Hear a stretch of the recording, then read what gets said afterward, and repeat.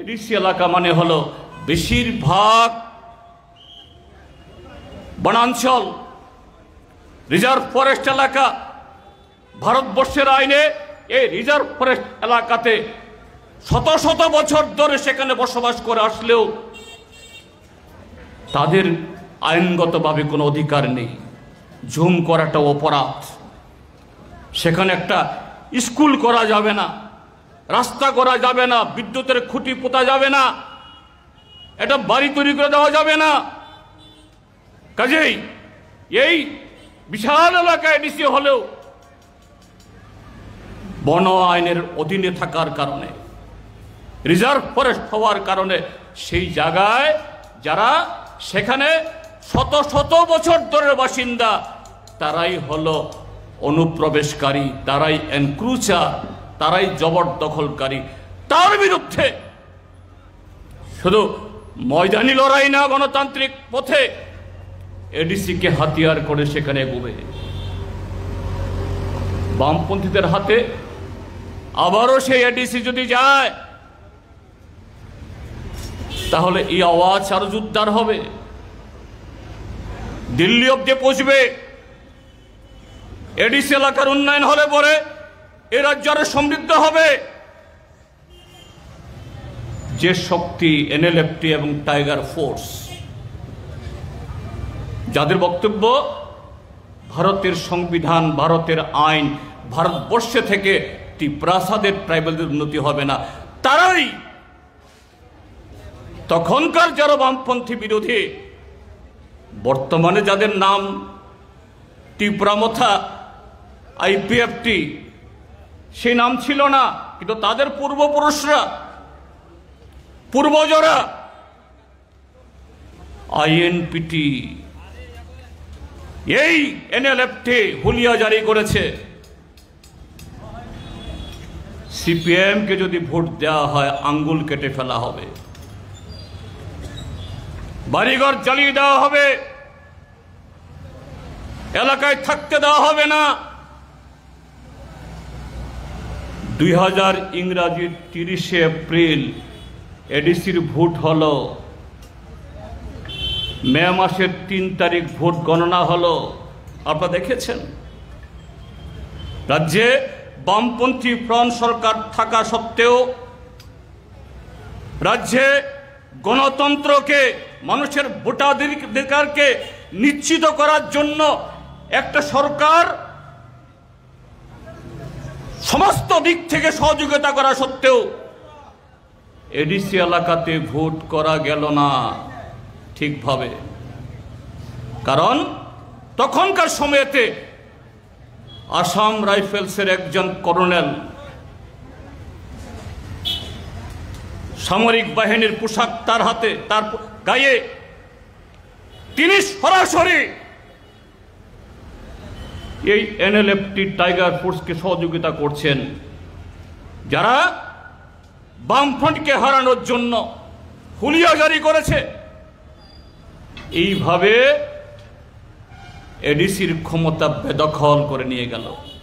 2000 ইংরাজি আপনার মনে আছে, দেবব্রত কলই তার প্রথম চিফ এক্সিকিউটিভ মেম্বার, তারপরে কৃপামোহন রিয়াং তারা এসেছিলেন। এটা একটা দিক, আমি এটা মনে করিয়ে দিলাম, কিন্তু তার আরেকটা দিকও ছিল। প্রত্যেক শিকি বা দলের যেমন দুটো দিক থাকে, এটা একটা দিক এনএলএফটি, টাইগার ফোর্স, আইএনপিটি। আরেকটা দিক কারা? তপন চক্রবর্তীকে কারা খুন করেছে? এনএলএফটি খুন করেনি, বা এনএলএফটির হাতে খুন হননি। এনএলএফটি পেলেও তপন চক্রবর্তীকে ছেড়ে দিতেন তা নয়। আর একটা শক্তি, সেই শক্তির নাম হলো ইউনাইটেড বেঙ্গলি লিবারেশন ফ্রন্ট, ইউবিএলএফ। তাদের স্লোগান কি? এনএলএফটি টাইগার ফোর্সের স্লোগান স্বাধীন ত্রিপুরা, আর ইউবিএলএফ এর স্লোগান হলো স্বাধীন বাঙালিস্তান। জায়গা একটা, একদল বানাবে বাঙালিস্তান, আরেক দল বানাবে ত্রিপুরা স্থান বা ত্রিপুরা ল্যান্ড বা স্বাধীন ত্রিপুরা। আমি একটু মনে করিয়ে দিলাম, হয়তো অনেকেই ভুলে গেছেন কথাগুলো। এই চেহারাগুলো, সেই শক্তিগুলো যারা ইউবিএলএফকে মদত দিত, ওই কল্যাণপুরে বা কৃষ্ণপুরে এনলেফটির হাতে যদি কেউ খুন হয়, অপহৃত হয়, কারো বাড়ি জ্বালিয়ে দেয়, তখন যারা খুশি ব্যক্ত করতেন, সেই সময়গুলোর পরিচিত চেহারারা তারা এখন কোন কোন দলে আছে একটু বলুন। হ্যাঁ, তখন হয়তো কোনো দলে থাকতে পারে, এখন কোন দলে তারা আছে? তখনকার সেই আইএনপিটি তাকু বুখরক কিসা বইতো খাই নাই দি আফরো যারা স্বাধীন ত্রিপুরা খাই না নিহেন নাই,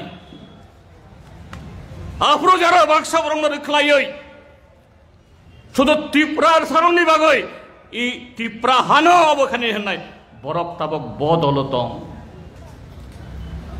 সামাইতং তামা স্লোগান অংখা। সে সময়ে যারা নানাভাবে